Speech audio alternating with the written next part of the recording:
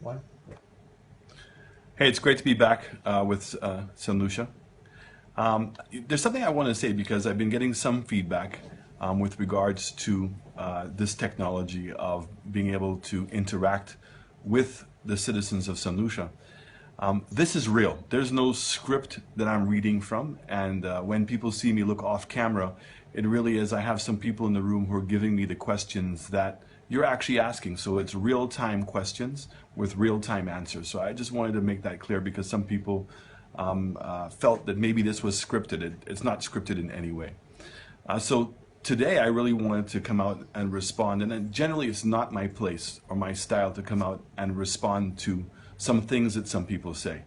But last night, I think he's the deputy chairman of the St. Lucia Tourist Board, was on the red zone, which in itself is a pretty astonishing thing because we've seen that the director of tourism, who claims to be nonpartisan, was twice on a government paid show with Jadia, and now you have the deputy chairman. And I really wish that they would come out and actually go on what people perceive to be independent shows and unbiased shows in order to be able to bring about their points. So Mr. Antoine, who is a lawyer and who's better known maybe for his forays in carnival than he is necessarily in tourism, came out with some pretty astonishing numbers that I felt I had no choice but to be able to refute. First of all, when he talks about airlift, and he talks about that all we did was increase airlift by 15,000 people. So let's debunk that right off the bat. So when I came into office, British Airways used to fly one half flight into St. Lucia. So the routing was, it went London to Antigua, Antigua to St. Lucia back to Antigua, and Antigua back to London. And they flew a jumbo jet, which was about 450 passengers. So that means that if you just split it 50-50, and I'm being generous in doing that, because generally the destination that comes first would get more of the seats, but let's just say it's 50-50. So 225 seats, and I'm going to do the calculation for everybody here to see. So 225 seats times 52 weeks for the year, because it's 225 seats per week times the 52 equals 11,700 seats is how many seats British Airways was flying into St. Lucia when I came into office as the minister. We then now were able to get British Airways to go to a daily service. But in addition to going to a daily service, the flight now has changed its route. So it now goes London into St. Lucia to Trinidad, and Trinidad back to St. Lucia, and St. Lucia back to London. I'm not even going to take into consideration that Trinidad is a primary market for us, so that we're actually adding 450 seats every day into the Trinidad market. I'm not going to add that. I'm just going to take the additional seats that we generated out of the UK market. So if we take the same split, 50-50, although I believe the first destination, as I said before, the first stop should get more seats, but let's be conservative, let's be consistent, and let's do it half-half. So you now have 225 seats times 7 days a week, which is 1,575 seats a week that we're getting, times 52 weeks for the year. 52 equals 81,900 seats. So that means that's 70,000 additional seats a year. So much for the argument about 15,000 seats that Allen Chastanet brought to the table. And if I want to take that 70,000 seats, and that British Airways has been flying that route for almost 8 or 7 years, let's take it at 7 years. So 70,000 seats times 7 years equals 490,000 additional seats just on the British Airways deal. And when I came into Minister of Tourism, JetBlue didn't fly into St. Lucia, and they're now flying 5 days a week. WestJet didn't fly into St. Lucia, and they're now flying 4 days a week or 3 days a week. Air Canada was at 1 flight in the summer and 2 flights in the winter. Air Canada now is 5 flights in the winter and 2 flights in the summer. So if you're going to bring numbers, bring truthful numbers. The other thing that's interesting is we just start talking about the overall impact. So again, I go to the St. Lucia Economic Review for 2014. We just take a simple number. So we have here that in 2006, which was the last year for the Labour government, the total number of arrivals was 695,000 arrivals. In 2007, that number jumped to 932. The world recession came in. We still were able to grow the number to 946. The recession really kicked in 2009. We broke 1 million. 2010, even with the impact of Hurricane Tomas, where we lost arrivals in November and December, both air arrivals as well as cruise ship arrivals, we still broke the 1 million mark. 2011, the numbers came down slightly to 986. In 2012, when the Labour Party got in, 931,000. 2013, 960,000. It was not until 2014 that they broke the 1 million mark again. Now, what's interesting in all of this argument here is when we look at the world economy. In 2009, the price of oil was $150 a barrel. In addition to that, unemployment in the States was close to 10%. And the stock market had dropped from 17,000 or 16,000 to 7,000. So the whole economy was in distress. Europe was in recession. Yet we were able to grow. And now that the world has gotten better, so in 2014, unemployment in the States is less than 5%.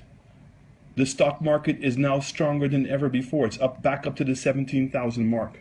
So they're no longer in recession. Europe is no longer in recession, and yet they're struggling to make those numbers. And what's another fascinating number is that the Caribbean in 2015, for the first time in a very long time, the region outgrew the rest of the region. Why? Because the price of get its fair share of that increase, not only in new airline seats into the Caribbean, but why did it not get its fair share of tourism arrivals? So we only grew by 2%. The rest of the Caribbean, on average, grew by 7%.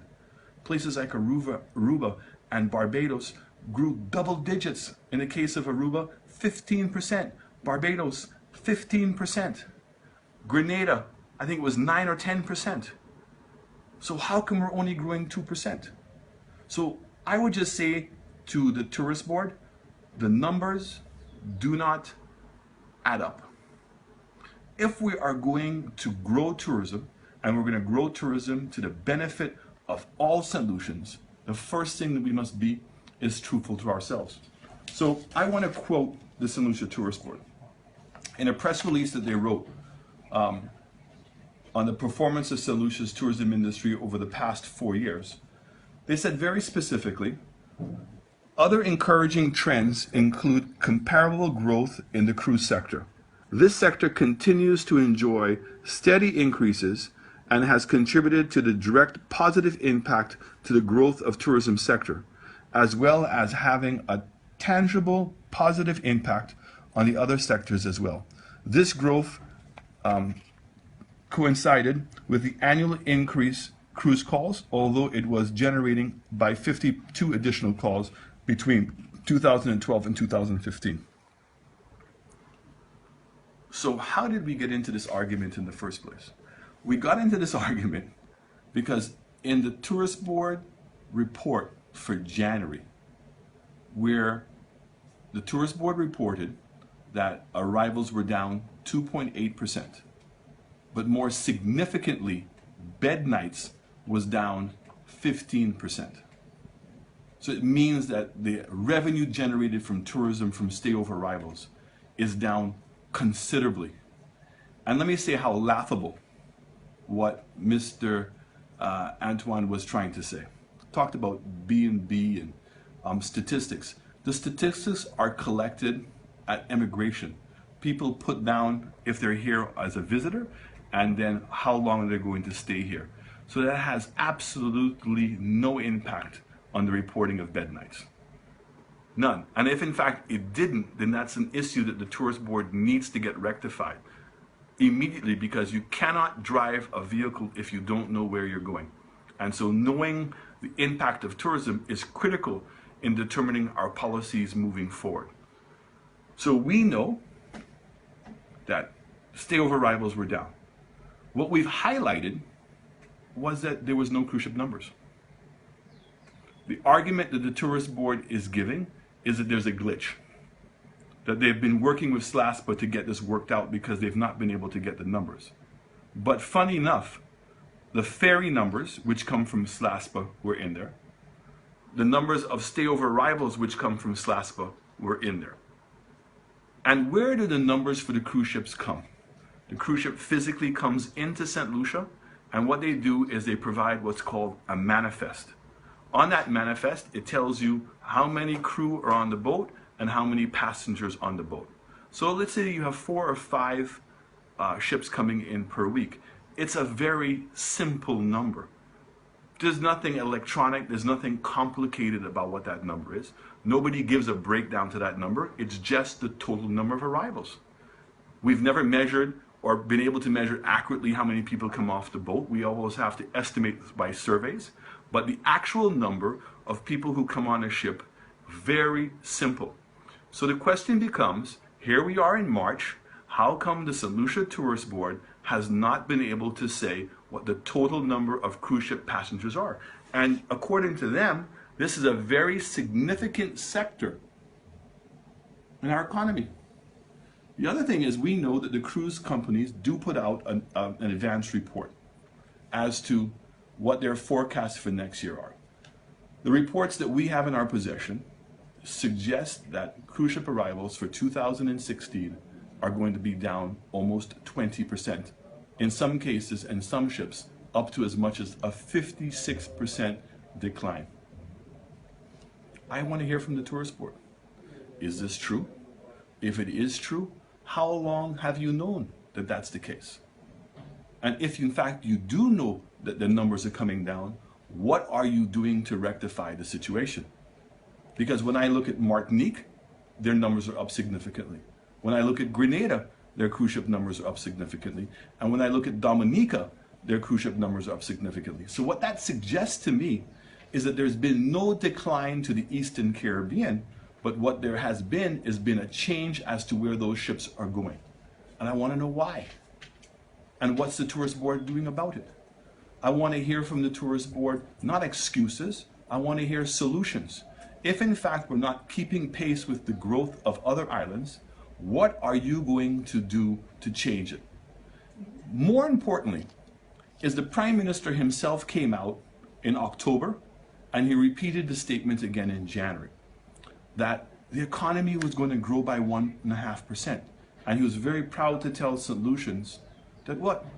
That things were getting better. Okay, we can expect better days and we can expect more jobs. And that his prognosis was on the basis of what? His prognosis was on the basis that there was an increase in tourism revenues to the country. Well, the tourist board came out with the statistics and it showed that in 2015, there was a 2% increase in arrivals, but a 5% decline in bed nights, which would suggest to all of us that understand tourism that there either is a decline in revenue or maybe that it's flat. But it's flat at best, meaning that the total amount of revenue earned in 2015 is no different than 2014. So if the Prime Minister was predicating his pronouncement on the growth of tourism, and that growth has not happened, then I think that he now must accept what all St. Lucians already knew. There was no growth in 2015. But what's more worrying to me, what's more worrying to the hoteliers and everybody else, is what? That the prognosis for tourism in 2016 is dire. That we're already seeing a decline in stayover arrivals. We're seeing a decline in room nights, which means expenditures must be down. That we're also seeing a substantial decline in the cruise ship numbers. So what is happening here is that 2016 may end up resulting that we're going to have less total arrivals than we did in 2011. We're predicting right now, if all the numbers stay in place, that this number of 986,000 arrivals is probably going to be closer to what? To maybe 850 or maybe even 800,000 if things continue to get worse. Now, I'm not celebrating that fact. In fact, it's very, very concerning to what's happening, because it means that there's going to be less money in circulation in this economy. It means that it's going to be impossible for the government to turn around the unemployment situation, particularly to the youth, which we know is already in excess of 45%. It means that banks now are going to be struggling to be able to get money for the investments that they have, and are going to be more reluctant to lend money. That's our problem. That's my concern. So the issue of bringing up these things are not to score cheap political points on the government, but to highlight the fact that we're running into problems. When this government came into office and took a person like Lauren Theophilus, who has absolutely no experience in tourism, and what was the first comment he made? He basically was very derogatory about American Airlines. And as a result of that, we saw a decline in airlift in St. Lucia. And the immediate impact was that U.S. arrivals went down.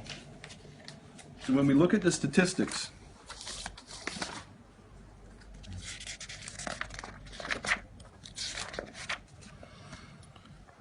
so when they came into office in end of 2011 for 2012, and he made his comments, U.S. arrivals dropped from 122,000 to 115,000. And I guarantee you that that drop came as a result of a decline in airlift. They then understood what I had been trying to tell them all along, is that you must maintain your airlift, because if you don't have sufficient seats, the price of coming to St. Lucia will go up. St. Lucians, it's not too long ago when the Air Canada only flew one flight in the summer and 2 flights in the winter. As a St. Lucian, having to go to Toronto was in excess of $1,000 US. When WestJet came in, those airfares dropped as low as $450. That is the point they're all missing. It's not about just filling all those seats, but having sufficient seats to allow the price to be able to drop to the benefit of the tourist and even to St. Lucians. So in 2013, when we saw the numbers going up, and 2014, when we saw the numbers come up, that was a result of 2 critical things. One, they were able to get United Airlines, and they paid United Airlines to bring the flight in out of Newark. They also, in 2014-15, started the service out of Chicago. Also, JetBlue, that we brought to St. Lucia, increased the number of flights. Delta Airlines increased the number of flights. Those are the things that were already there that they have benefited on. So as demand for the Caribbean rose, primarily as a result of the cold weather in 2013 and 2014, as well as the drop in oil prices, that is what drove the market. They didn't do anything. They had to do nothing. What's sad is that while we saw an increase in demand, we didn't get our fair share. And that's where they should be disappointed. And that's where they owe us an explanation as to what's going on. So if you're going to bring out numbers, bring them all out truthfully. I want you to show me what's the total number of airline seats that we increased. Air Canada, WestJet, JetBlue, British Airways, all those airlines. And compare them to where you've gone. All you've brought in is 2 extra flights from Newark, 1 extra flight from Chicago, and now JetBlue, which we started, is also operating out of Boston. And I celebrate all those things. I think that those are fantastic initiatives. You never heard the opposition complain once when they were signing those MRGs. You never heard us taking cheap political attacks at the government. Anything that can go to resound to the benefit of the country and improve the livelihoods of St. Lucians, the opposition will support. But what we will not support is the excuses. And right now, that's all this government is providing, is excuses to all of us. So I just wanted to take that opportunity to be able to bring some facts to light. And I am open, even if it's not right now, but to send it to my Facebook site. Any questions you want us to be able to answer, we're here to answer those questions. One question from Tassel Shallery. She wants to hear solutions and not excuses. So I suppose what would be your solutions when getting to government? Well, Tercel, thank you very much for asking that question. And Tercel is basically asking, what are some of the solutions to the problems? First of all, is that we need to see greater amount of investment in St. Lucia. The two new investments we're seeing so far, one is Harbor Club, which is a boutique hotel that I'm proudly that I was involved in. I've been hearing all the arguments going on. Mr. Daniel Boucher came to St. Lucia and fell in love with Marigot Bay and bought a home. And then he bought a piece of land in which he was actually building a dive center for his son, Dive St. Lucia. And after discussing with me and having discussions, I was able to convince him to be able to open up the hotel and build the hotel. And he used local designers and local contractors. He's been really an amazing investor. And I worked with him side by side in coming up with the designs and the concept. And again, I say this because Kenny Anthony, when he was in opposition, was there telling investors not to come to St. Lucia.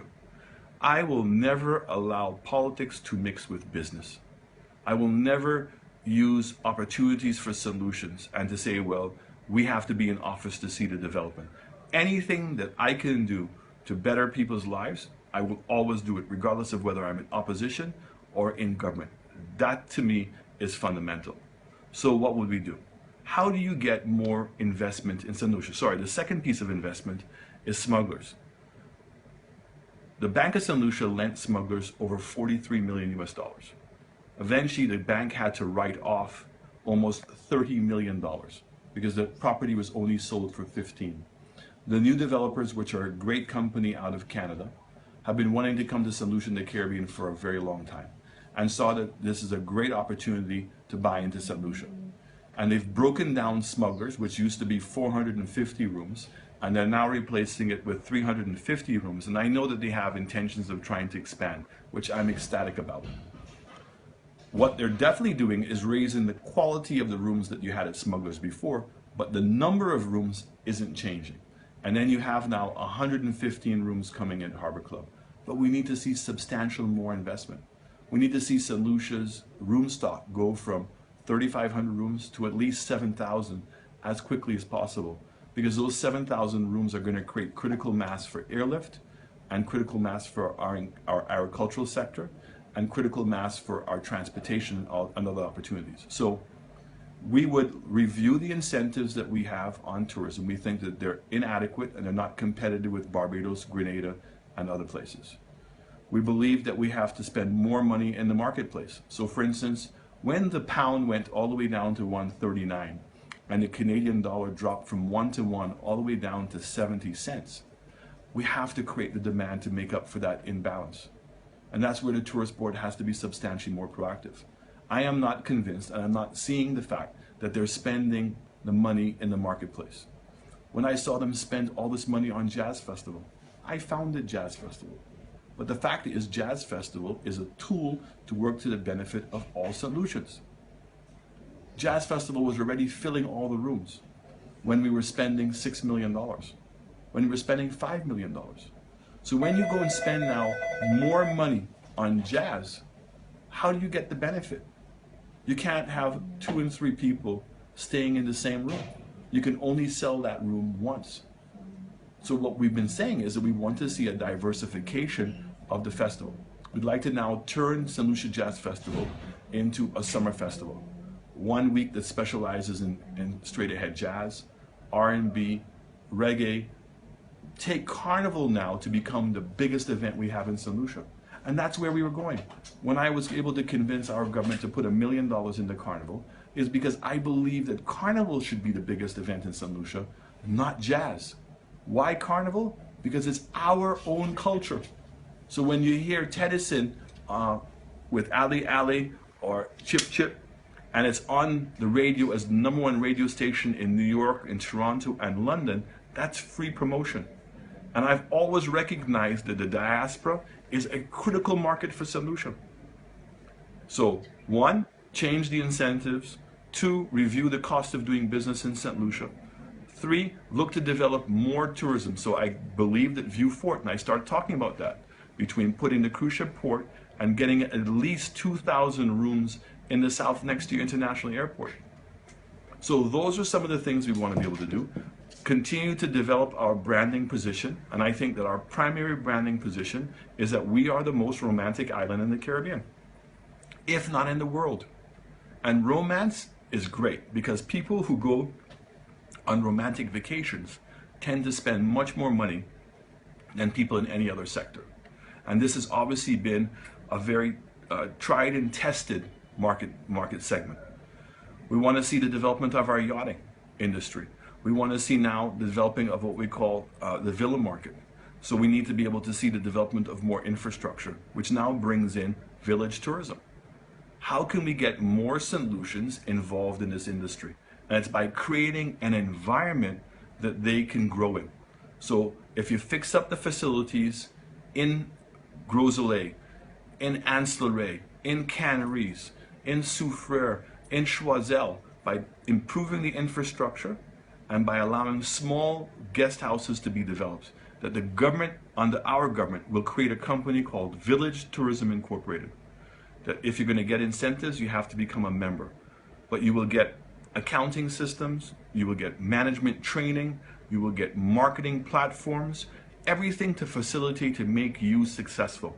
And that instead of having to build small guest houses behind God's back and not having access to primary land, that is what a United Workers' Party government will do, because if we have more St. Lucians involved, then there is going to be bigger buy-in, and then we start spreading the wealth to everyone.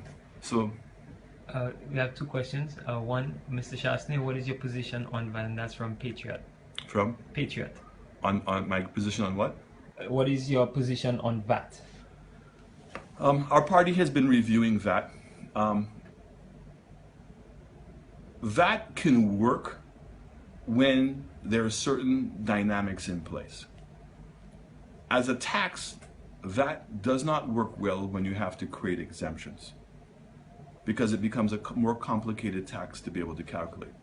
And if in fact there are no exemptions, then the rate of VAT can be less. So the more exemptions you put into VAT, the higher the rate becomes. So other people are paying. And it becomes even more complicated to be able to calculate the tax. Because of the level of poverty in our country, and because of the variation of income levels, disparity in income levels in our country, I believe that the pressure will always be on governments to be able to provide exemptions in VAT. So we have been looking at replacing VAT with a sales tax, and we're involved in detailed discussions with experts from around the world in determining whether in fact that's a feasible option. I believe it is. Some of the experts we're speaking to believe it is, but we will be announcing very clearly whether we're going to stick with a lower level of VAT, which would include lesser exemptions, or whether we would replace VAT with a sales tax. But I think fundamentally the difference between United Workers' Party and the Labour government is that we believe as a government that we need to earn our revenue. And what do I mean by that? In order for government to raise more money in taxes, it must grow the economy. So whenever you see that you're not earning enough money, it means that government's policies or something is impeding the ability of the economy to grow. So what we want to do is to examine that and put in policies that allows the economy to grow, because the most important thing to us is consumption. If people are not purchasing, government will not earn revenues. So those are some of the ideas we have on with regards to VAT, but we've all seen the impact of VAT in St. Lucia. Clearly, a lot of people correlate the job increase in unemployment, the closure of a lot of businesses, the difficulties with the bank, all have been correlated to VAT. What we've seen is that the government clearly has increased the amount of revenue it has, but unfortunately government has spent that money and squandered it. It has not created any growth in the economy, but more critically, it's actually increased the debt of the country. So In 2011, when we left office, we were spending $100 million a year in interest payments. Today, that number is about 165 million, and it's projected to go to 185 million. So it means the Labour Party would have doubled the interest payments in 5 years. And what's significant about that is that the highest item on our budget right now is healthcare, where we spend about it's education, where we spend about $175 million. And now interest payments is going to become the highest item that we're going to be spending. So this is money that could go to other things, and it's not. The next question is from Peter Lord. Timeline Event is a non-profit drag racing club hosting drag racing events on the old airport strip to keep the young racers off the streets and on the track. We have invested a lot of time and money, and we have equipment of world-class standard on Ireland. Also, we have guys that have spent thousands of dollars in parts and do not have a proper place to unleash their cars' power and their passion. What will your party do for local drag racers on Ireland? Well, first of all, I want to thank them when I was Minister of Tourism, inviting me down there and going through the thrill of actually going down the strip. And, you know, I'm a big believer in that sport. We've seen what that sport has done to other destinations. And in particular, we can just go to Barbados and Jamaica and see what motor car racing has done. That it is an alternative. It is a sporting event that draws international recognition, but more importantly, brings TV time. And, you know, I'm a big believer. I think as a destination, the more exposure that we can create on TV, the better it is. So events, and that's what's happened to the Jazz Festival, is the Jazz Festival is not getting the TV exposure it once used to get before. So it's difficult to justify spending $10, $11 million on a jazz festival without getting TV exposure.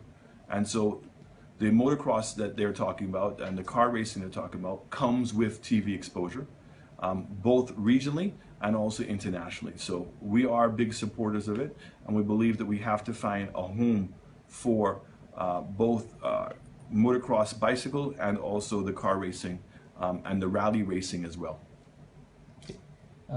We don't have any more questions at this point. Just final comments from you.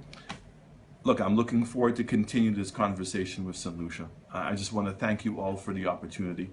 I think there's some exciting times for us. I think the United Workers' Party has a plan. I think that we are the people that are the proven builders of this country. I think that we're the ones that can make a difference. I'm very proud of the team that we're putting in place.